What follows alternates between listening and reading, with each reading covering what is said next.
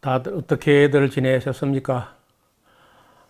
저와 함께 조금 어려운 이야기를 이어온 지 얼마 되었는데, 어쩌면은 오늘 우리가 다루는 이 제목, 예수님이 그냥 목수인가, 아니면 신이신가? 즉, 예수님이 그냥 사람이냐, 아니면 정말 하나님이냐, 이 문제를 넘어가면은 우리 기독교 변증학에서 어려운 거는 뭐 거의 없어요. 이게 제일 어려운 문제고, 또 이게 핵심입니다. 만약에 이것이 무너져 버리면은 예수님이 그냥 사람이고 하나님도 아니고 뭐 그리스도도 아니고 그냥 목수다 하면은 지구상에 있는 모든 기독교는 아무것도 아닌 거죠. 정말 아무것도 아닌 겁니다. 그래서 오늘 이 이야기는 조금은 어려울 수 있어요. 그러나 뭐 지금까지 우리가 함께 걸어온 대로 저와 함께 생각하고 또 풀어보면은 여간 어려운 것도 그 뭐 크게 문제 안 되고 다 이해가 되지 않습니까? 오늘 이야기도 정말 목수가 어떻게 신인가? 그는 정말 신이신가? 사람인가? 이런 문제를 가지고 조금 이야기를 해보려고 합니다. 어디까지 이 이야기가 진행될지는 모르겠지만은 이건 너무 중요하기 때문에 반드시 새겨 듣고 우리 그리스도인들 모두가 이 문제만큼은 분명히 해둬야 합니다. 여기 보면은 예수님이 목수인가 신인가 하는 문제를 이런 질문에 대해서 가장 잘 대답을 해줄 수 있는 분이 있는데, 그분은 예수님 12제자 중에 가장 예수님 가까이서 가장 오랫동안 지켜보고 가장 정밀하게 또 예수님을 보고 가장 고차원적인 데까지 예수님을 알아갔던 그런 사도가 있는데, 12제자 중에 그 이름이 요한이라고 하는 사도입니다. 그래서 이 요한 사도의 신학을 미리부터 좀 말씀드리기 좀 그렇습니다만은, 어떻든 그 요한 신학은 로고스 신학이에요. 이거 좀 어려운 말이죠. 조금 이따 설명드릴게요. 그 다음에 요한 신학은 사랑의 신학이고, 요한은 예수님의 신성을 강조하려고 다른 복음서, 즉 마태복음, 마가복음, 누가복음이 다 기록된 것을 알고 또 숙지하고 그러면서도 자기가 왜 이 제4복음서 요한복음서를 또 따로 썼느냐. 그 요한 신학의 방향은 모든 것을 초월하시는 예수님, 그리고 그 예수님의 정체와 그 예수님의 사랑을 보여주고, 또 결코 해프게 믿거나 하지 않는 제자가 있는데, 도마라는 사람이 있어요. 도마, 뭐 영어로 토마스라 그러죠. 이 도마의 신앙 고백 앞으로 우리를 인도해 가고 있습니다. 그 도마는 부활하신 예수님, 죽었다가 사흘 만에 다시 살아나신 그 예수님을 직접 만나봤을 때 도마 입에서 반사적으로 터져나올 말이 있었는데, 나의 주, 나의 데오스, my Lord, my Deus, my God. 즉 나의 주시요, 퀴리오스요, 나의 신이시다, 나의 하나님이시다, 이렇게 고백을 해요. 어쩌면 제일 못 믿어하고 예수님 부활을 인정할 수 없다고 했던 그 사람 입에서 제일 먼저 12제자 중에 제일 먼저 예수님을 하나님의 아들 하나님으로 인식을 했던, 알아봤던 그런 제자가 도마입니다. 그래서 이제 예수님이 어느 정도 다르냐, 일반 사람하고, 그런 면면들을 그 짤막한 요한복음이라는 그 책에 담아내고 있다고요. 놀라운 책이야. 정말 요한복음이 뭐 그렇게 뭐 분량이 굉장한 책도 아니고, 그런 짤막한 책 속에 우리 상상을 넘어서는 그런 신학적 이론들이 기록되어 있습니다. 그래서 이 요한은 예수님을 바라볼 때 맨 먼저 그가 이 세상에 육체가 되어 오기 전에는 로고스로 존재하셨다. 자, 이 로고스라는 말도 이제 또 설명이 필요해요. 그래서 이따도 설명하기도 하고, 어떻든 요한의 내용을 읽었습니다. 그 로고스가 태초부터 존재하셨다. 이 로고스가 하나님과 함께 계셨는데 그 로고스도 바로 하나님이다. 그리고 그 로고스가 육체가 되어서 세상에 오셨다. 육체가 되어서. 그게 예수님이라는 거예요. 그 다음에 그 로고스를 보니 은혜와 진리가 충만했다. 그리고 그 로고스가 의인을 사랑한 게 아니라, 의인이 뭐 있어야 말이지, 죄인들을 사랑하셨다. 아주 충격적인 이야기였어요. 그 다음에 로고스를 사람들이 영접하지 않았다.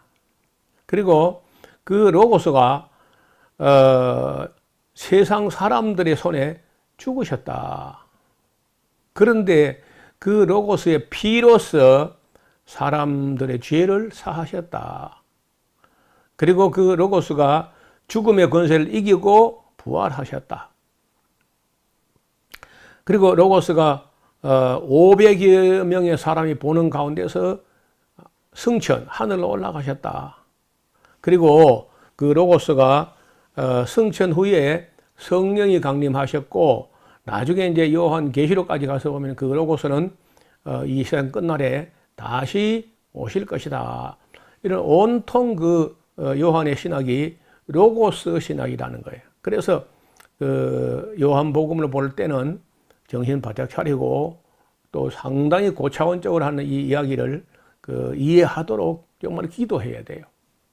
그 잘 이해가 안 되는 부분이 많거든요.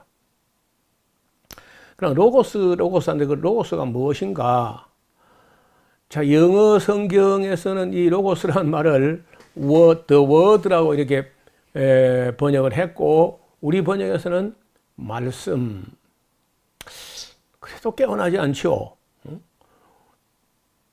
또 word라 해도 그게 글쎄, 또 말씀이라 해도 역시 로고스의 의미를 다 담아낼 만한 언어인가 하는 것은 생각이 더 해봐야 돼요. 그래서 설명은 어렵습니다. 우주 만물의 변화, 유전하는 동안에 존재하는 조화, 또 우주적 질서의 근본 원리로서의 이법. 그래도 뭐 어렵죠. 그래서 기독교에서 하나님 말씀 또는 그것이 형태를 취하여 나타난 삼위일체 중에 제2위격으로 존재하시는 그리스도, 이렇게 이제 해도 또 어려워요. 어떻든 태초에 이 이법 때는 로고스가 계셨다는 거예요. 태초에 뭐 2000년 전 그런 게 아니고, 아예 이 해도 달도 뭐 별도 우주도 만들기 그 전부터, 이 태초부터 로고스가, 예수 그리스도가 계셨던 분이다. 그래서 이제 태초에 말씀이 계시니라, 태초에 로고스가 계시니라, 이렇게 이야기를 시작한다고요.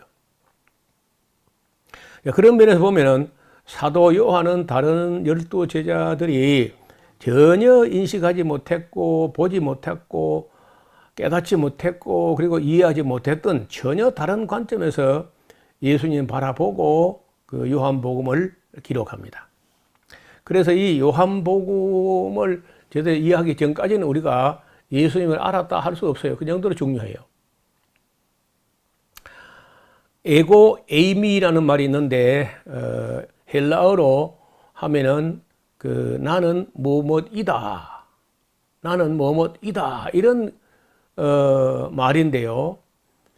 요한요, 예수님이 행하신 뭐 일과 또 뭐 금쪽 같은 어떤 그런 말씀과 이런 거 다 중요하지만은, 그런데 그보다 더 중요한 게 있어요.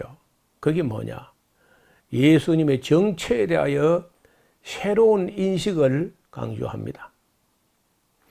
요한의 귀에는 그 예수님 말씀 속에 묻어나는 특별한 언어에 주목을 하는데, 다시 말하면 일반 사람들이 잘 입에 올리지 않는 그런 말이에요. 예를 들어서 예수님께서 나는 생명의 떡이다.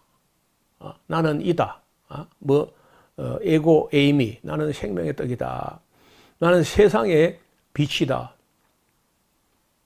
여러분, 그런 말 할 수 있습니까? 여러분, 내가 세상의 빛이다. 그런 말 할 수 있어요? 일반 사람이? 참 어려운 일. 나는 양의 문이다. 나는 선한 목자다. 그래서 이 땅에 목회를 하고 있는 목사들이 자기 자신을 가리켜 나는 선한 목자다.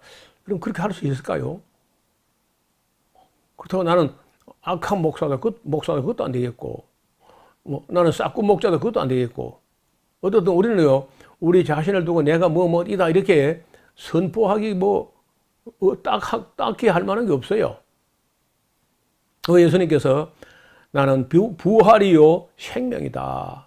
또 내가 곧 길이요 진리요 생명이다. 유명한 말이죠.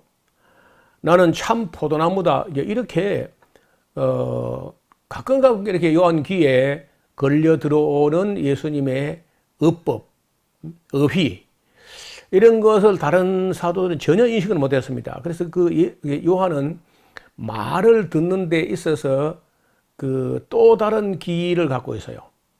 일반 사람이 갖지 못한 정말 듣는 귀를 갖고 있어요. 그래서 다른 제자가 전혀 인식을 하지 못했던 걸 들었다는 거예요. 들었고, 보고, 깨닫고, 그리고 남긴 거죠.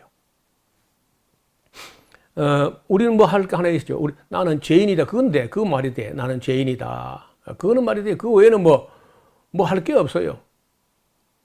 근데 예수님 입에서 이렇게 그저 불쑥불쑥 나오는 말이 일반 사람으로서는 입에 올리기도 어려운 그런 말씀들이 계속해서 나오고 있었다는 거예요. 그리고 이제 요한은 보면요, 예수님께서 하시는 그 일들 중에 이적들, 이 범상한 그런 일이 아니라 특별한 어떤 이적들이 있었는데, 그런 걸 다 하려면 끝이 없어요. 근데 그 요한복음 안에는 좀 다 추려버리고, 수많은 이적 기사 이런 걸 다 추려버리고, 특색 있는 몇 가지를 딱 빼서 우리에게 보여주는데, 제일 첫 번째가 물로서 포도주로 만들었어. 즉석에서. 잔치집에서 잔치하다가 손님들이 계속 오는데 포도주가 떨어졌다는 거예요. 난감한 일이죠. 지금같이 마트가 있는 것도 아니고, 이거 어떻게 해요? 그래서 주인이 아주 당황한 기색에 역력한데 마리아에게 와서 그 사정을 얘기했더니, 예수님께 예수님 어머니 와가지고 이 사람들이 많이 오고 있는데 포도주가 떨어졌단다 이렇게 했는데, 예수님 지시는요, 오지독에 물병이라고 그냥 오지 작은 독인데 거기다가 물을 채우라는 거예요. 그래 가득 채우라고. 그래 채웠더니 예수님께서 지금 떠다가 그 잔치를 하는 주빈 연회장에게 갖다 드려봐라. 그 연회장이 먹어보더니 굉장히 질 좋은 포도주라는 거예요. 여러분, 예수님하고 포도주 장사하면 수지 맞겠죠. 물 그냥 퍼다 부으면은, 뜨면은 포도주가 돼버려. 아니 그래 할 거 없이 예수님하고 그냥 수도 꼭지를 오지독에다가 연결해 놓고 계속 퍼내면 될 거 아니야.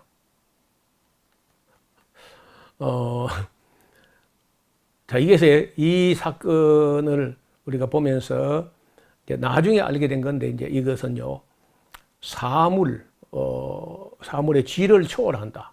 물인데 순간적으로 포도주를 변하는데 그 포도주도 뭐 쉬어 빠지거나 싱거운 그런 포도주가 아니라 아주 양질의 포도주로 만들었다는 거예요. 그다음 두 번째가 그 베드로의 고향 마을이었던 베세다라는 들녘에서 여자하고 어린아이 빼고 남자만 한 5천 명이 모여 있었는데 해가 뉘어질 때 그 사람들이 집으로 돌아가야 되는데 다 먼 데서 와가지고 집으로 가기 어려워요. 그래서 그날 예수님께서 여기 뭐 가진 거 없느냐 했더니 빵 5개 하고 물고기 작은 거 익디스라고 하는 물고기 그 작은 거 2마리 있다는 거예요. 그걸 가지고 감사 기도하시고 나누어 주라고 하는데 5천 명이 먹고도 12강줄이 남았다는 거예요. 큰 이적이고 이 사건은요 4복음서에 다 기록되어 있습니다. 오병이어 사건이라고. 이거는 사물의 양을 초월한다는 거예요. 그러니까 예수님만 따라가면은 뭐 크게 예수님께서 막 우리가 이거 뭐 억만장자 되게 이렇게 해주는 건 아니지만은요 최소한도 먹을 거는 염려 없게 해주신다. 그리고 우리가 기도하잖아요. 오늘날 우리에게 일용할 양식을 주옵시고. 정말 바른 신앙을 갖고 있다면요 다른 거는 몰라도 일용할 양식만큼은 틀림없이 보장한다. 그런 면을 보여준다. 그 다음에 왕의 신하가 있었는데 그 딸이 병들었다는 거야. 그래서 예수님께서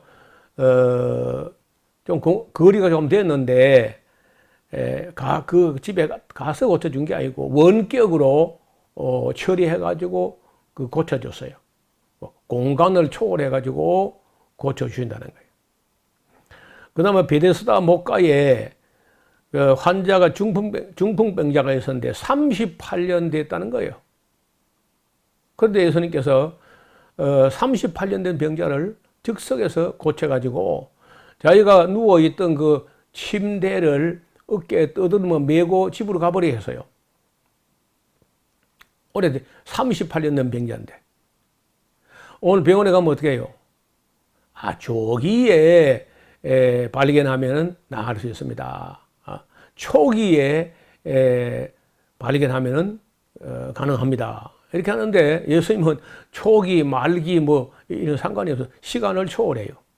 38년 된 병자인데 즉석에서 고쳐서 재발도 없이. 그리고 예수님께서 풍랑을 만나서 두려워하고 있는 제자들의 배에 다가오시는데 갈릴리 호수 수면을 발로 디뎌 걸어오셨어요. 자연 법칙을 초월하시는 모습이에요. 그리고 이제 그 날 때부터 나면서부터 소경된 사람이 있었는데 예수님께서 그 소경된 사람의 눈에다가 침을 해가지고 흙에다가 침을 뱉어 이겨가지고 그 눈에 이렇게 발라주면서 실로암 못에 가서 씻어라 했는데 그 사람이 믿고 그 더듬어서 실로암 못에 가서 씻었더니 눈이 떠져 버린 겁니다. 타고난 운명이야. 그 소경으로 태어날 때부터 소경이었는데 타고난 운명 그 자체를 다 초월해가지고 고쳐버린다는 거예요. 7번째, 예수님께서 예루살렘 올라오시면은 자주 가시는 그 가난한 집이 있는데 그 베다니 나환자들 격리촌 거기에 나사로라고 하는 나병을 앓고 있는 친구가 있어요. 거기 가서 나사로가 죽어서 장사진에서 나흘 좀 돼가지고 냄새가 난다는 거예요. 그런데 예수님께서 그 나사로 무덤 앞에 가가지고 큰 소리로 말씀하시기를 나사로야 나오라 했더니 그 수의를 동인 채 그 나사로가 무덤에서 걸어 나왔습니다. 풀어놓고 먹을 걸 줘라 이렇게 했는데 죽음을 초월하시는 거예요. 자, 그러면은 예수님이 사물의 질을 초월하고 양을 초월하고 공간을 초월하고 시간을 초월하고 자연 법칙도 초월하고 타고난 운명도 초월하고 죽음까지 초월할 수 있는 그런 분이라면 우리가 이분을 어떤 분이라고 인식하고 어떻게 믿어야 하고 어떻게 고백해야 할 것인가. 그래서 요한 사도는 이분이야말로 태초부터 로고스로 존재하셨던 하나님이 육체가 되어 가지고 우리 가운데 오셔서 우리 죄를 대신 짊어지고 우리가 받을 심판과 저주를 홀로 담당하셨던 그런 하나님의 아들 하나님이다. 이렇게 이제 우리로 하여금 우리 입에서 요한복음을 읽어보고 우리 해석하는 그 우리 입에서 그런 신앙 고백이 나오기를 기대하는 겁니다. 가끔 저보고 아주 나무라는 쪼로 당신들은 너 목사 당신은 예수님을 그냥 하나님의 대언자로 보는 거요 아니면 정말 신으로 보는 거요 뭐 이러면 아주 덤비는 분이 가끔 있어요. 여러분이 내 말이 안 믿어지거든 뭐 다른 복음서 다 읽어봐야 되지만은 일단 요한복음 한 권이라도 차근차근 한번 읽어봐요. 읽어보시면은 사람으로서는 결코 입에 담을 수도 없고 사람으로서는 가히 상상도 할 수 없는 일들, 이 모든 것을 초월하는 그런 모습의 예수님을 만나게 됩니다. 그래서 같이 예수님하고 같이 목수일도 했던 그 도마, 절대로 함부로 해프게 믿지 않는 도마 입에서 그 부활하신 예수님을 보더니 나의 주, 나의 하나님이십니다. 이런 고백을 하고 있다는 거예요. 사도 요한은요, 이 요한복음을 읽는 사람마다 누구라도 누구든지 언제든지 도마와 같이 나의 주 나의 하나님으로 고백할 수 있어야 되지 않겠나. 그래야 예수님을 좀 알았다 할 수 있지 않느냐. 이렇게 우리에게 이 책을 제시하는 겁니다. 그래서 이렇게 모든 것을 다 초월하시는 분이라면 우리는 그분을 어떤 분으로 인식하고 어떤 분으로 믿고 어떤 분으로 섬길 것인가. 판단은 여러분 몫이에요. 결과적으로 여러분 판단해야 돼. 자, 제가 여러분이 바른 판단과 바른 분별과 바른 결단을 할 수 있도록 도와드리는 것 뿐이지, 제가 여러분이 믿든지 안 믿든지 믿고 안 믿고 제가 그렇게 주관할 수는 없습니다. 여러분 깊이 생각해 보시고 또 저 말만 믿고 그렇게 너무 경솔하게 그렇게 생각하지 말고 요한복음을 가지고 적어도요 10번을 읽어봐야 됩니다. 10번 정도. 그러고 나면은 이 책을 쓰신 분의 의도가 나타난다는 거예요. 책 쓰신 분의 그 의도를 따라서 읽어질 때 정말 그 책을 읽은 거예요. 다시 이제 여쭈어봅니다. 예수님이 그냥 목수였나? 정말 예수님이 하나님의 아들 하나님이셨는가? 오늘 준비한 것은 여기까지입니다. 다음 시간은 또 다른 중요한 주제로 여러분과 만날 수 있기를 바랍니다. 감사합니다.